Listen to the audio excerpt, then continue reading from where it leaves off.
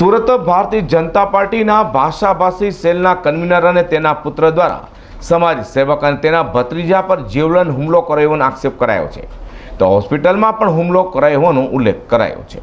ઘટના સ્થળેથી મળતી માહિતી મુજબ સમાજ સેવક સુભાષ રાવલ સહારા દરવાજા વિસ્તારના ચામુંડા ચાની દુકાન પાસે ઊભા હતા, ત્યારે ભારતીય જનતા પાર્ટીના અન્ય ભાષાભાષી સેલના કન્વીનર રોહિત શર્મા તેના પુત્ર દ્વારા તેઓ પર હુમલો કરવામાં આવ્યો હતો અને માર મરાતા સુભાષ રાવલને તાત્કાલિક સારવાર માટે લોહીલુહાણ હાલતમાં નજીકની સ્મીમેર હોસ્પિટલે ખસેડવામાં આવ્યા હતા, જ્યાં પણ પહોંચી જઈ સુભાષ રાવલના ભત્રીજા પર જીવલેણ હુમલો કર્યો હતો, જેમાં ધારદાર વસ્તુથી ગળાના ભાગે હુમલો કરાતા બંને કાકા ભત્રીજાને સારવાર અપાઈ હતી।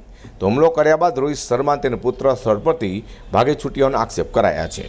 સુરતમાં લોકો પર હુમલાના બનાવો સતત વધી રહ્યા હોય ત્યારે ભાજપના અન્ય ભાષાભાષી સેલના કન્વીનર તેના પુત્ર દ્વારા હુમલો કરાયો હોવાનો આક્ષેપ કરાતા આ મામલે પોલીસ નિષ્પક્ષ તપાસ કરશે કે કેમ તે જોવું રહ્યું। અઝર કુરેશી સાથે હર્ષદ સેટા।